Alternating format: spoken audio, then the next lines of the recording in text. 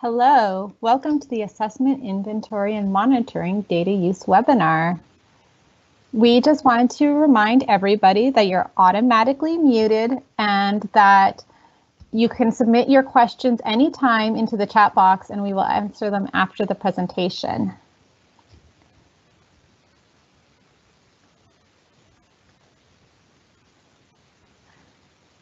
Alex, do you want to do the introductions?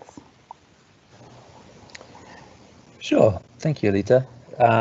So today we have a presentation on the ecological site summaries and application condition thresholds and treatment monitoring. So this is Rachel Burke from the Agricultural Resource Service Jornada down in Las Cruces, as well as Dylan Hardy, who is an AIM crew lead in the Taos Field Office in New Mexico. So they will be discussing the Jornada and Rachel's ecological site summary tool. And then facilitating today is myself, Alex Trainer, Lita Nafis, and Lauren Price. As always, if you're joining us over the recording, feel free to reach out over email if you have any questions. Otherwise, you can type your questions in the Q&A at the end of Rachel and Dylan's presentation. So with that, I will hand it over to Rachel and Dylan. You can go ahead and share your screen.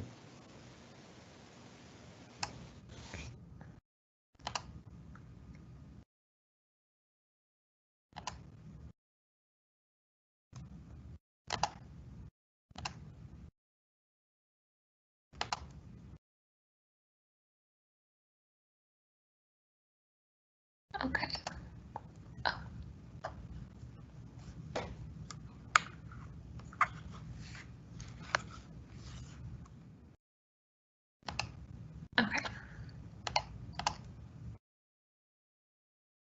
Sorry, I just got a warning I had bad network connection, but I'm hoping that this will not freeze on everyone.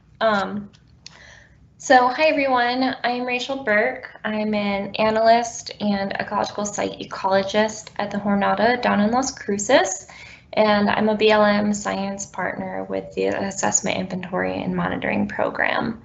And today I'm going to present for you a tool that we've been developing on ecological site summaries, which are interactive reports using assessment, inventory, and monitoring and landscape monitoring framework data. So first of all, what is an ecological site? An ecological site is a distinctive kind of land with specific physical characteristics that differ from other kinds of land in its ability to produce a distinctive kind and amount of vegetation. And so ecological sites determine not only the ecological potential of a site, but also how a site can respond to natural disturbances and management actions. So it's really about the underlying site potential, productivity, and site resiliency. So ecological site summaries have traditionally been a thing that Zoe Davidson in the New Mexico State Office has had her crew leads generate at the end of their field seasons. And they are just general summary reports of key AIM indicators summarized across an ecological site or across similar ecological sites, so site groups. And so this allows for comparison of indicators across sites that have similar underlying characteristics. So these are things like soil, climate, hydrology, geology, elevation, aspect exposure, abiotic, things like that. And because these underlying characteristics are similar, variations across the plot can reflect variations in site condition rather than the underlying site potential. So this can help managers understand a range of variations across one stratum or similar strata if you're grouping across ecological site groups. And so just to give you a visual, here we have two different ecological sites. On the left, we have more of a flat, potentially a playa site. It looks like based on the plant community with a lot of alkali saccatone, we probably have high clay and potentially high salt content. And then on the right, we have more of a mountainous site. It looks like we're either on a hilltop or a mesa. A lot of exposed limestone. The soil depth to bedrock is probably very shallow. And so not only is the foliar composition of these two sites going to be very different, the distribution of that foliar cover and the vegetation structure is also going to be fundamentally different. So we wouldn't necessarily want to lump these two plots together if we are averaging things like bare ground and foliar cover across the sites. So here comes the site summary tool. So this can essentially create these key indicator summaries within similar strata. And so this is an interactive report. It's an HTML document that uses an underlying R markdown script. So while you do need R to generate the report, once it's generated, it's a standalone document. And it includes plot metadata and maps, summary figures, and summary tables.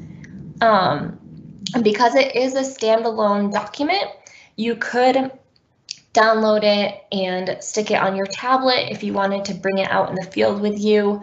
If you're doing something like a rangeland health assessment, but without internet, some features like the map are going to be disabled, but you'll still be able to see the general summary reports. So we have things summarized in figures as well as tabular format, and the figures are going to include species cover, functional group cover, so that's going to be species grouped by graminoid, forb, shrub, subshrub, tree, and succulent. Sage grouse indicator cover, which will include preferred forbs, sage grouse groups, and sagebrush cover. Species grouped by their noxious status. Ground cover, so that's going to include bare soil, litter, rock cover, and total foliar cover. Canopy gap cover, so percent cover by canopy gap size class, and then soil stability ratings. And then these same indicators are provided in tabular format, both by plot, so that's essentially going to give you the same information as Terradat gives you, but for simplicity, we have it side by side with the percent cover averaged across the ecological site. And this also will include minimum, maximum, and standard deviation. And then we also have included a table of trace species. So those are going to be species that were encountered on a plot, but were low enough abundance that they were only detected in the species inventory portion of the core methods. They were not detected in line point intercept. And then these tables can be filtered within the tool, which I'll demonstrate in a couple minutes, and directly exported to Excel. So some applications for this tool, it can be used in conjunction with the new technical note guide to using AIM and LMF data in land health evaluations and authorizations of permitted uses. And more generally, it can be used in grazing permit renewals, vegetation treatment planning and evaluation. And Dylan's going to go through a case study on how he's used the tool for this in the Taos Field Office. Can be also used for seed menu development for ecological restoration and reclamation, and can help you determine ecological states of certain plots.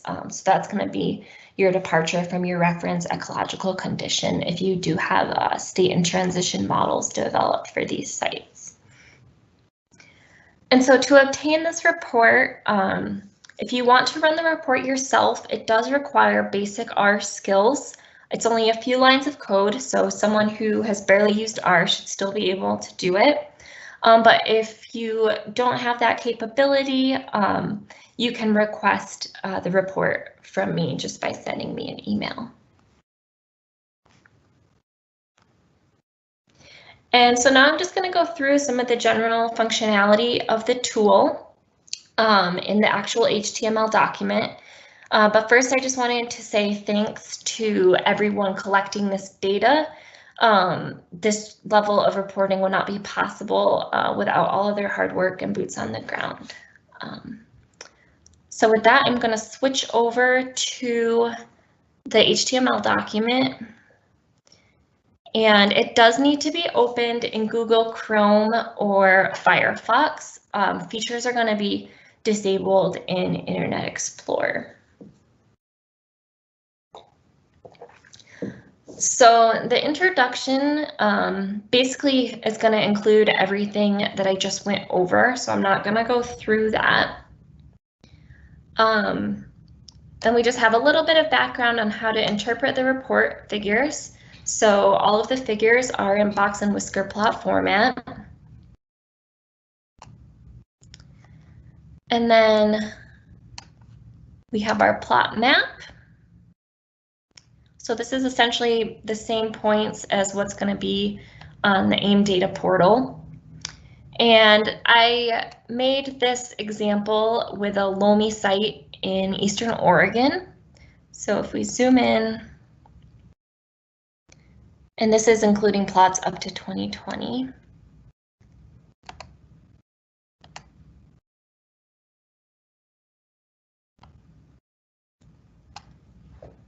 So if we zoom in, we can see the distribution of the ecological site that we're summarizing. And then you can hover and click and see that it's a Loamy site. And it will also give the ecological sites of other points on the map as well.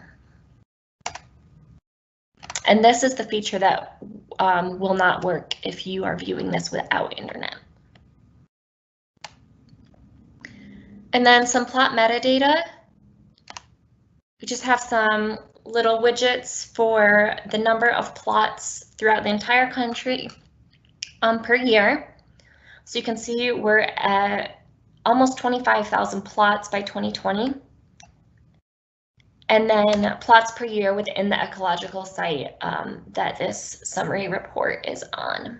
So this report is going to include, looks like, almost 100 plots.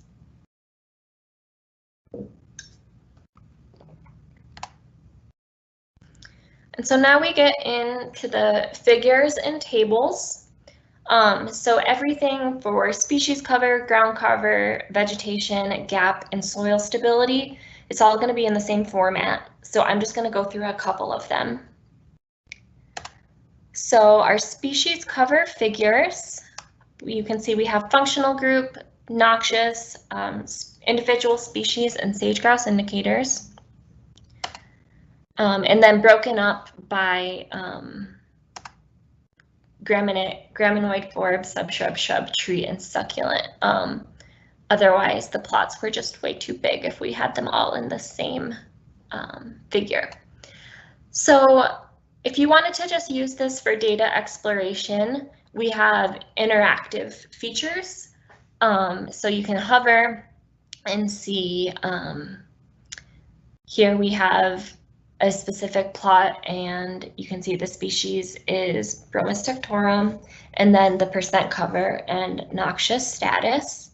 So you can see we've got a lot of birdie on this plot, or across this ecological site. But obviously this isn't going to be the best format if you wanted to, say, include this in a NEPA document.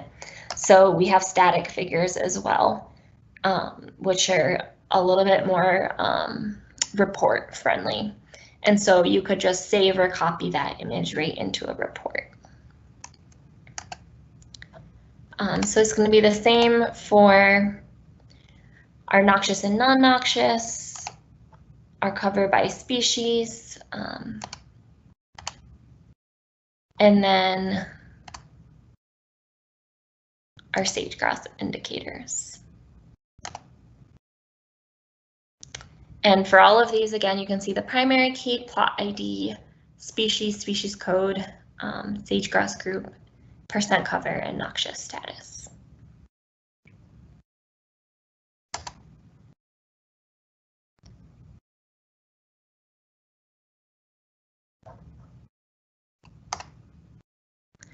And then when we get into our tables,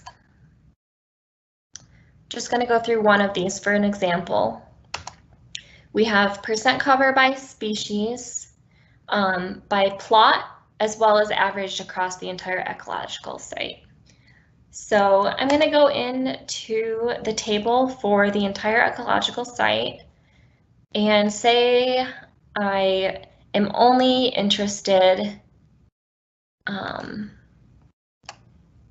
in the percent cover of noxious species across this ecological site.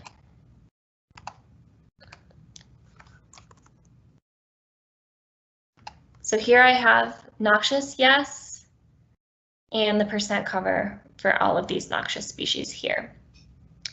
And then if I want to include that in some sort of report or just look at it in more of a standalone format, I can download it directly into Excel.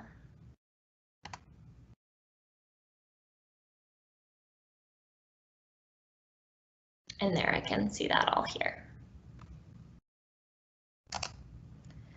But some other filtering features, say I'm really curious on how much cheatgrass there is on my site. So here I filter to Bromus tectorum, and I have my average percent cover here.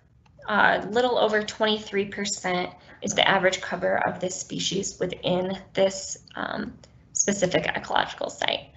And that's across the entire site. So say I wanted to know what plots have more than average cover. I can go into my by plot table, and you can't see, but I am typing in birdie in here. And then say I want to filter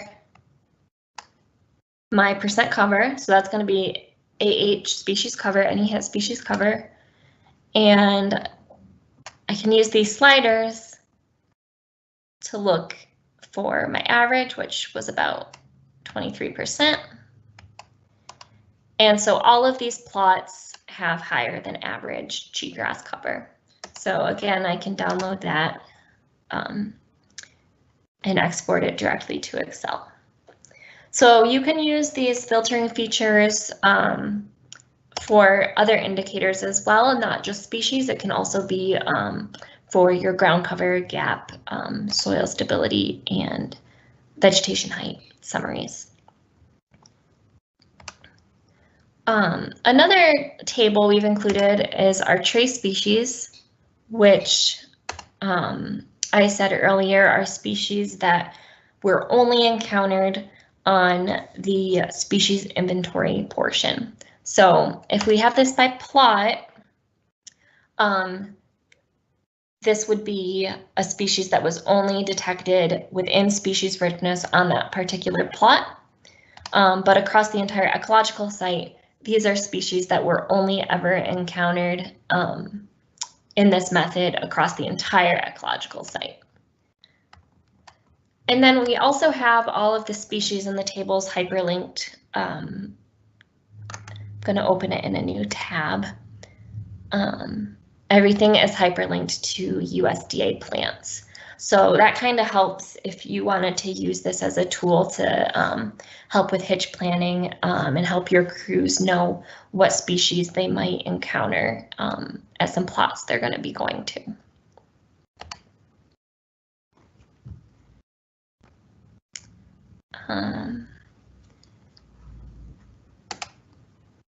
And then again with ground cover, we have our interactive features and our static features as well. And then the same filtering features in each table. So I think this is really helpful if you wanted to see something like plots where you might have a higher than average bare soil cover. So here we have our average 26%, and then I could go to bare soil and again use this filtering feature and pull out all of these plots. So these might indicate problem areas, some sites where you might want to send an ID team out to, just potential future issues to keep an eye out for.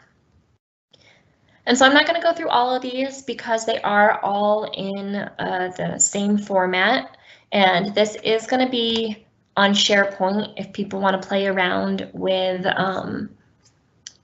this example, or if they want to try to run this themselves. And so now I'm going to turn this over to Dylan Hardy in the Taos Field Office, who Dylan has some really good R skills and has actually been able to expand on the underlying code of this tool to customize it for reporting in his field office. So I'm going to stop sharing and turn this over to Dylan.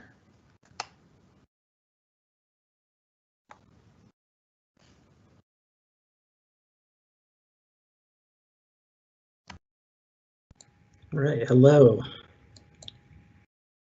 Oh no, I'm getting bad network quality too. Great.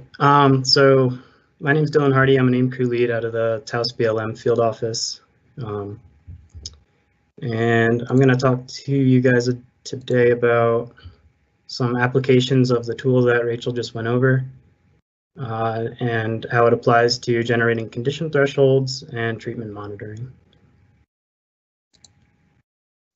So just an overview of what I might talk about today. Condition thresholds, using this tool to create them, using this tool to do site summaries of areas of interest. Then I'm going to go through an example of how we can summarize data in an allotment, and also how we can use this to look at treatment monitoring using the condition thresholds that we just created. So what are condition thresholds? From the AIM Landscape Toolbox, a condition is the status of a renewable resource in comparison to some kind of value. You can think of these very similarly to benchmark values. So it's kind of an average expected or desired condition. So say we have a condition threshold of 10% bare ground. That raises the question is what is our management action if we exceed that? And kind of expand on that. So for some example condition thresholds, these are from the monitoring design worksheet for the AIM program here in Taos. So here we can see the management objective is watershed function, and we're going to be looking at the Loamy strata, which I'll be looking at a lot today because it has a lot of data and it's one of the most relevant. So for watershed function, we're going to look at the AIM indicator of bare ground. We're going to use 5 years of data with about 40 or so plots. And we can help determine a condition threshold using this data. We have an average bare ground across those plots of 31.3, underlined here in red. And if we look at the whole range of variation, we can look at our standard deviation is 11.3%. So we're going to follow the idea that we want less bare ground. So our condition threshold is going to be an average of 31.3 minus this 11.3 to give us 20% bare ground. So we want to, if we're looking at Loamy ecological sites, we want to be able to have less than or equal to 20% bare ground as our threshold. Similar kind of thing following for gaps and these other indicators. So following this one for gap, if we have an average of 6% of gaps that are over 2 meters, and we have a standard deviation that's higher, our condition threshold is going to be 0, because we can't really have negative gaps. So where can we use these condition thresholds? These can help us identify departure from like a quote reference condition. So what I mean by that is if we take an average for the Loamy Ecological Site, we can look at the departure from those conditions. We can also use it in land use planning. So if we're maybe using our RMP or something, we can look at an example of we need to manage our resources for an average of less than 10% bare ground across our office. And then some things I'm going to kind of go into today as we can use it as kind of control or as a reference condition to measure recovery following fire, seeding, or treatments, those kind of things. And then I think into the future we can start using condition thresholds as a way to help us write and revise ESDs, ecological site descriptions, as well as identify areas where ecological sites might be going through different transition states. You know, if they surpass this threshold or they may be entering another transition state. And then all of that may help us write better reference sheets going into the future. So how are these usually created? They can be determined by specialists.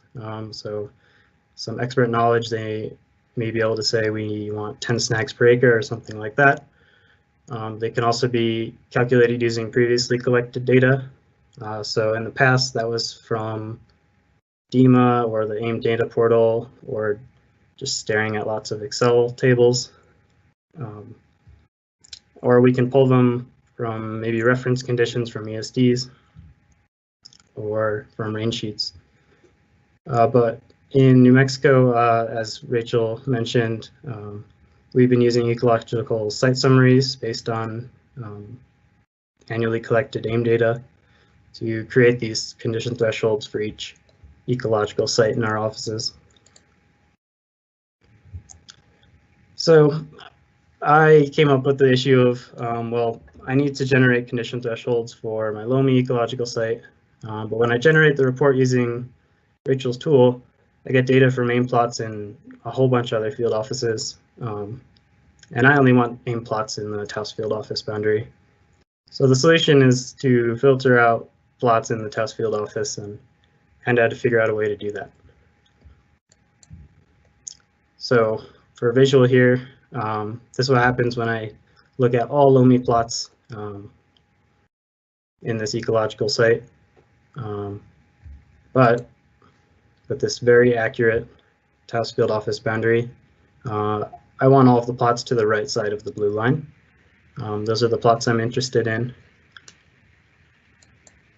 So I can run some R code in addition to Rachel's ESS tool.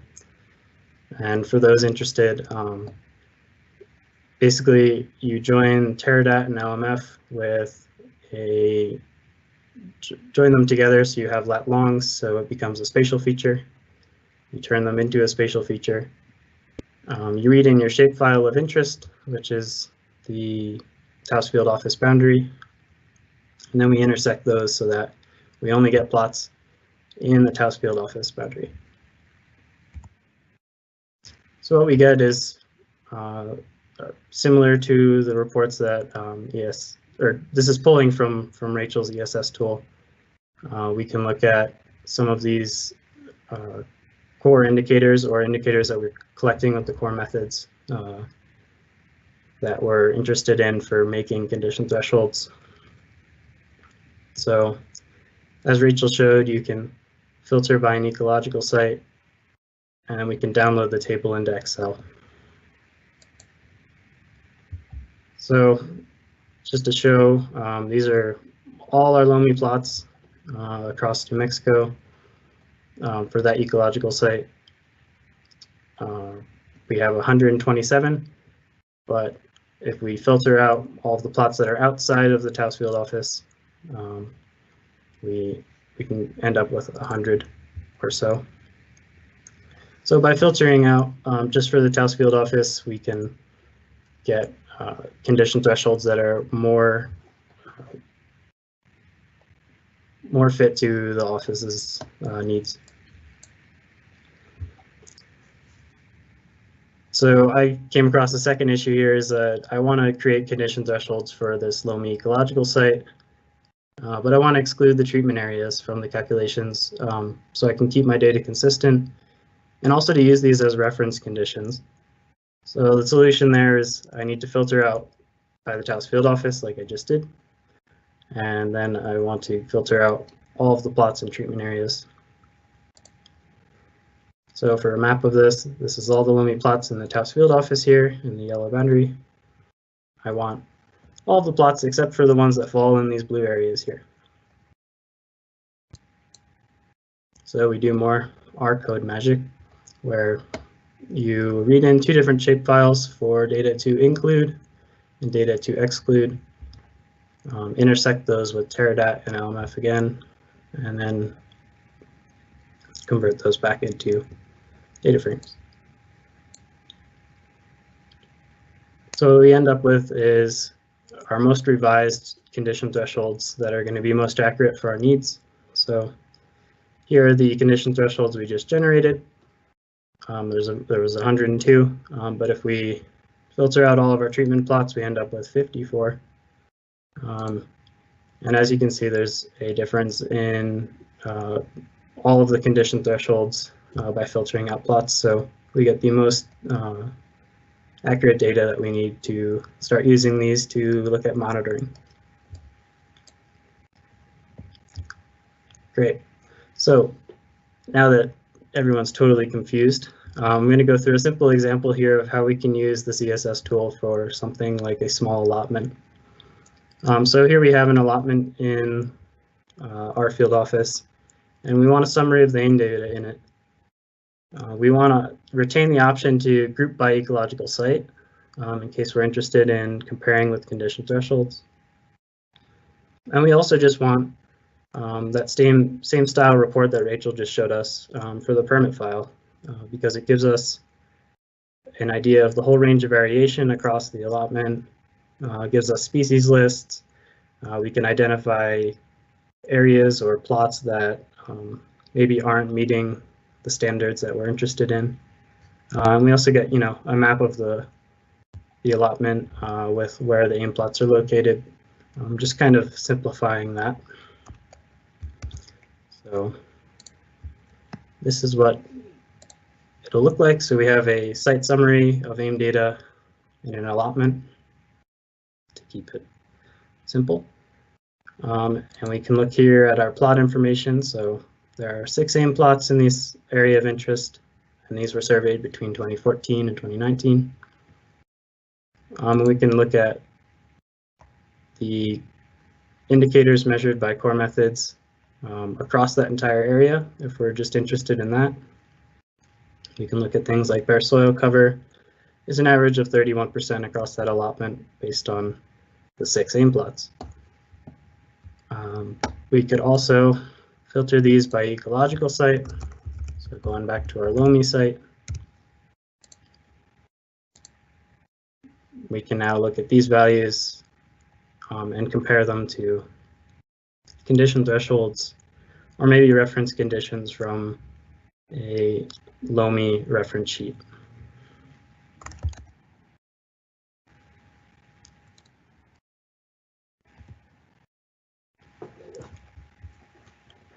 So this next example is using these condition thresholds we just made and looking at a treatment area. So we have a treatment area here in the Taos Field Office. This is a sagebrush treatment done with herbicides in 2011. We have about 16 AIM plots in there that were sampled between 2014 and 2019. And what we want to look at is how does this treated plot here on the right compare with the average values that we're seeing on the same ecological site, but post-treatment. So we can generate another report here. The site summary for AIM data in the 2011 tebutheron treatment. Once again, we just have our 16 AIM plots in there between 2014 and 2019, and we can look at all of our core indicators just in the area of interest. So things like bare ground, perennial grass cover, our sagebrush covers, both live and dead, scaps, and all of the other indicators measured by core methods. And this also lets us look at a more expanded view of the data that Rachel just went over, where we have a map of the treatment area where all the plots fall, and we can look at cover of maybe just individual species of grasses across this treatment area, which could be helpful for something like seeding. We could also look at the species that we find on every plot or just in the entire area itself. So if we're interested in something like Russian thistle. We can see that Russian thistle occurs on multiple plots in the area of interest, which is this treatment area, which could help us identify areas where we might need to do additional management.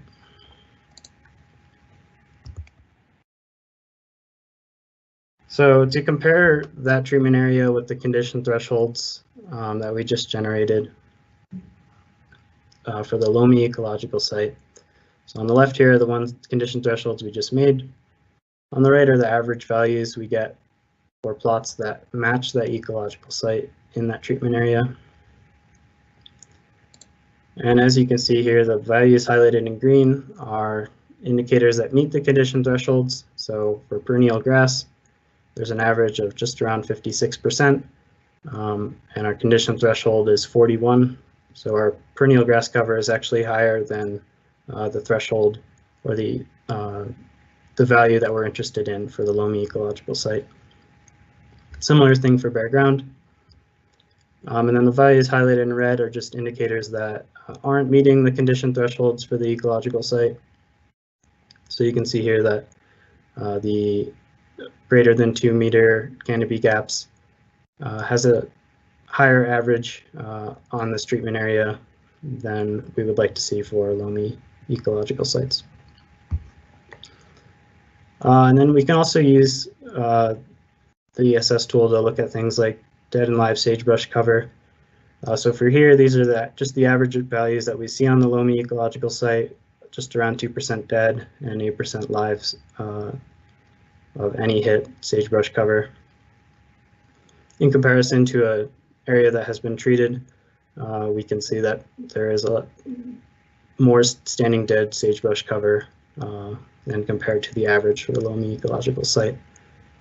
So this lets us monitor treatment areas and other areas of interest really easily, because we can quickly make a report and explore the data and identify even individual plots where something might be unexpected.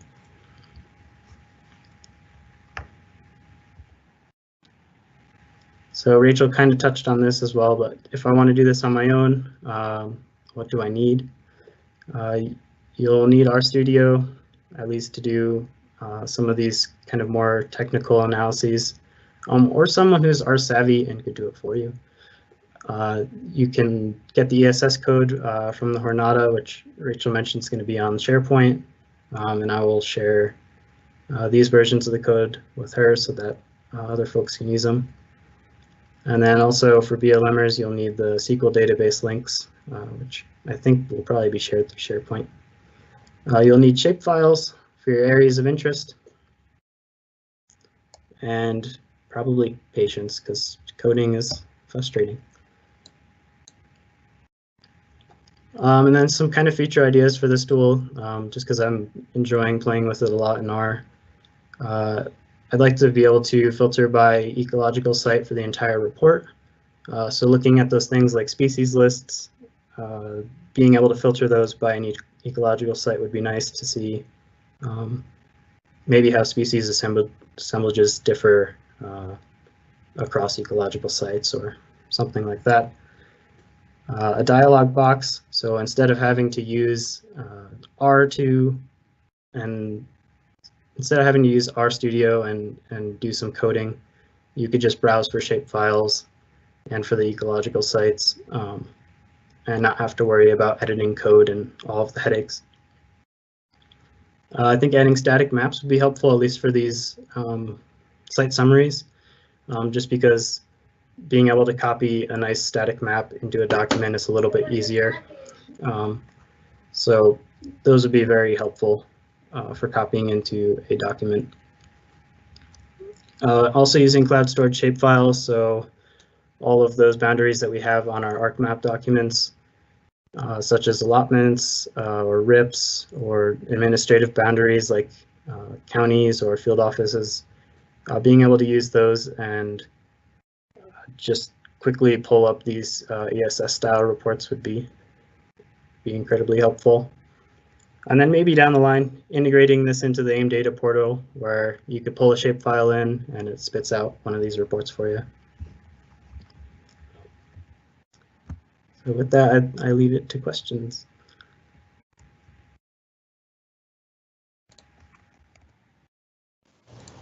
Thank you so much, Dylan and Rachel. That was an awesome presentation.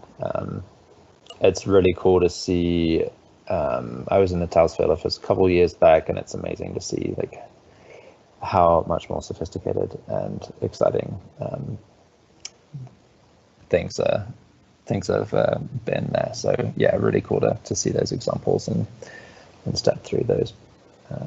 So thanks a bunch. We have several questions here. I can just announce these, and Rachel or Dylan, feel free to jump in and answer them as appropriate. But the first question we have here is regarding the kind of reference or using the ESS tool to create these reference plots or reference data. So the question is, could you talk a little bit about how the plots that you use as reference to set thresholds might vary depending on the analysis context? For example, how they would vary between treatment effectiveness analysis versus a land health evaluation. And I may have a couple of thoughts on this question as well, but I'll pass that over to Rachel and Dylan. Sure. So for plots that are used as reference, ideally in treatment effectiveness, we'd want to have plots that were established prior to the treatment and that we could revisit after. That would be, the ideal situation to measure treatment effectiveness. This is kind of just a pseudo way where we don't have pre-treatment data to look at sites that are extremely similar that we can look at as reference sites and compare them to see how they respond to certain treatment actions.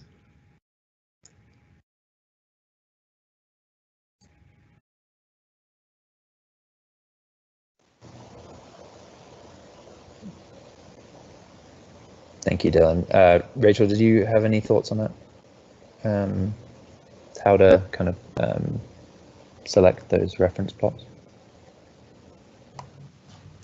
I mean, I haven't really used the tool for that, so I don't have too much to say on that.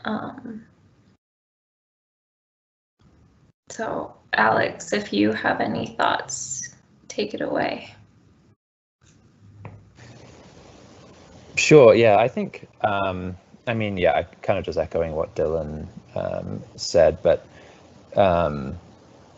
I think I think the big thing to keep in mind is that whenever you are kind of using the AIM data or these summaries to create condition thresholds, just bear in mind that there are some assumptions that, that AIM data is not perfect. It's not reference conditions.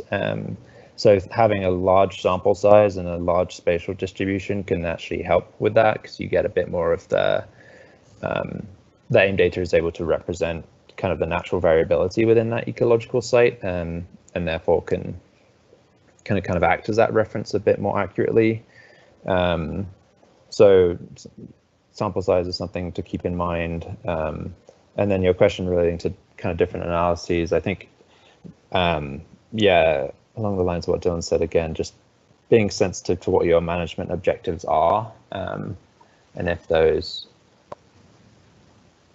that set of data can help answer that question. So for like a treatment effectiveness, I think you might be more interested in like a specific desired condition of that treatment effectiveness, whereas land health evaluation, you're kind of, it's a bit more general, broad. So yeah, I think it kind of depends on your monitoring objectives, but yeah, always bearing in mind that there's some assumptions that those AIM plots, they're not going to be in perfect condition. They're not really reference condition. They're still just kind of a proxy and a best kind of the best available data for that reference condition, but they still have, have had some level of disturbance on them. So kind of a long answer, but hopefully that helps. So the next question here from Anonymous was, and I think this is probably more for Dylan.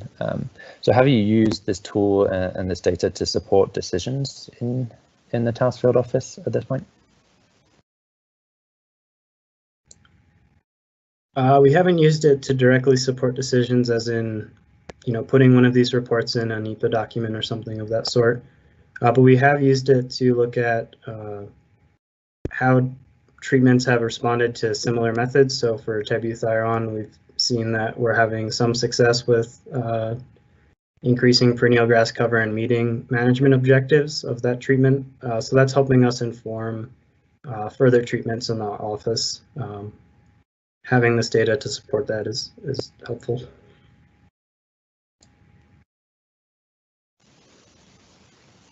Definitely. Yep. Thanks, Dylan. So the next question I did give a tentative answer to, but it was, what if you don't want to do it on your own?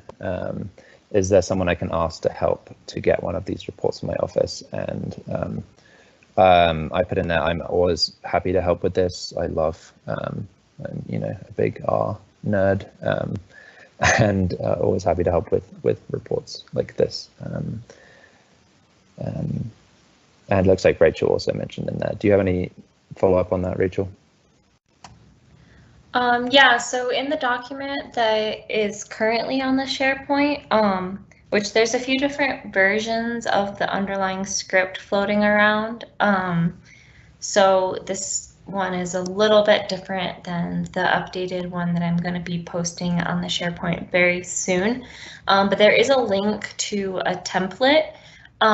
It's just an Excel template with your contact information and the ecological site or sites that you would like this report run for, as well as any potential customized reports that you would want included, that you could just fill out and email to me, or you could just directly email me, and I'm happy to talk through this and run it for you.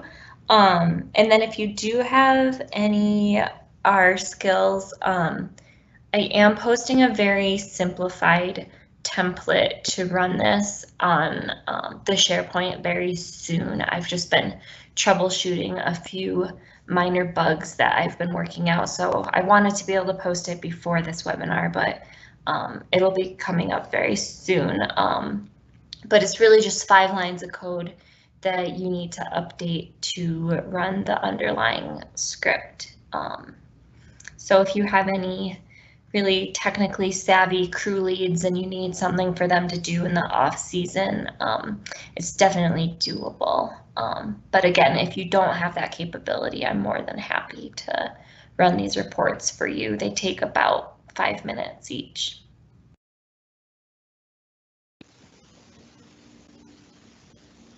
Awesome, thank you, Rachel. Yeah, and I saw that Lauren also copied both of our email addresses in there, so yeah, feel free to reach out at those addresses if you have questions. So I think there's one more question. This is just a last call. If you do have a question for Rachel or Dylan at this point, please type that into the Teams Q&A and we can try and get that answered now.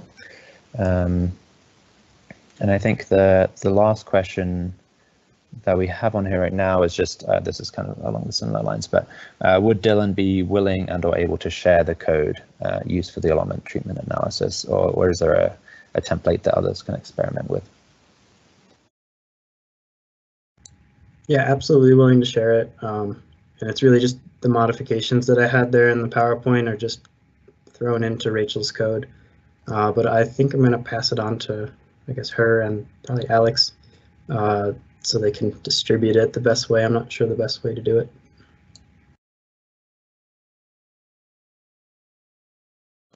Yeah, and I have some ideas for how we can make that a little bit more user-friendly too. So in the coming weeks, I will be working on that as I'm streamlining the code.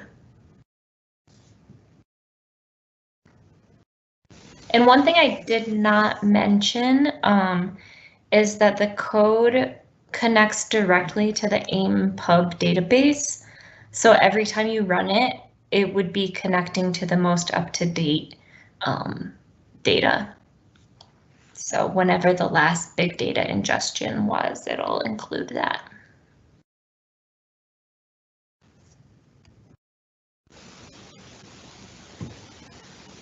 Awesome, thank you, Rachel. Yeah, and I will reiterate, I think you mentioned this earlier, but there is will be a copy on the SharePoint, so that's likely a good place for us to share any templates or code.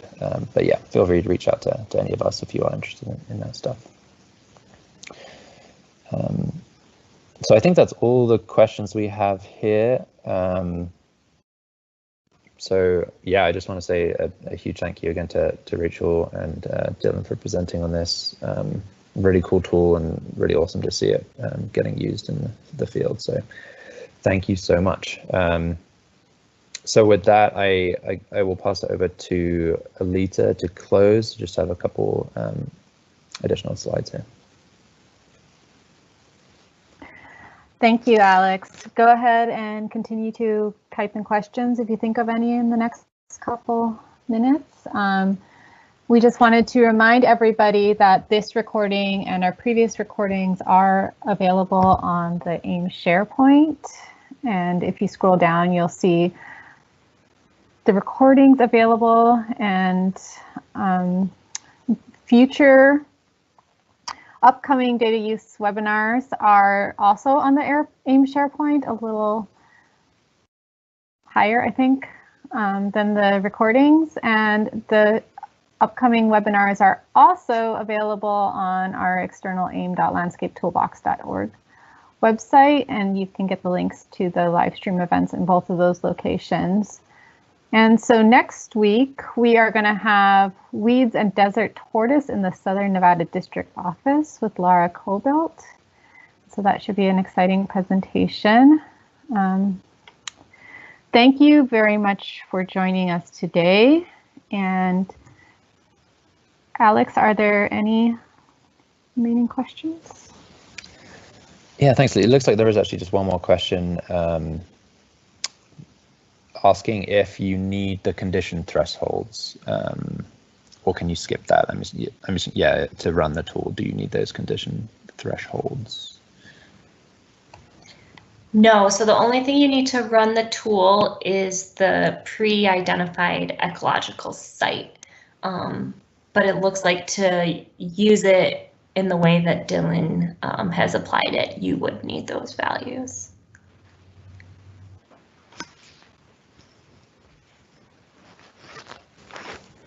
Yeah, I was creating those condition threshold values just based on, like Rachel said, all you need is the ecological site, and you can build everything from there.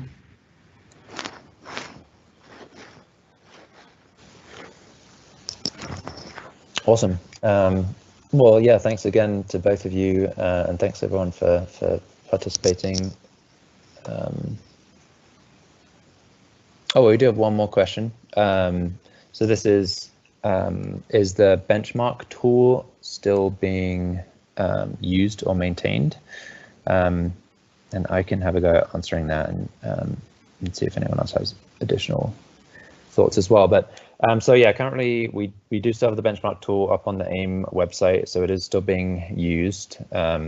This is the Excel tool that we use, or we ask folks to fill out if they're wanting to do a weighted analysis. Basically just is a tool for organizing your data and organizing your monitoring objectives. We are also, or we have Doug Browning here, part of the data team, has also created an automated Python tool that does the equivalent. So that's something that we're kind of in the early stages and testing out. It's a bit more streamlined and simple than the Excel. So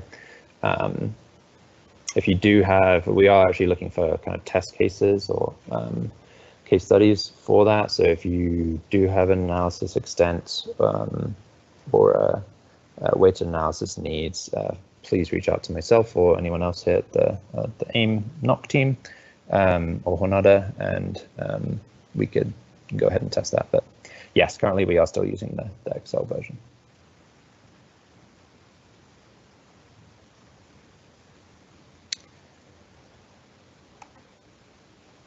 So if anyone doesn't have any more comments, just yeah, thanks again for the great presentation. I really appreciate that. And we'll see you all next week.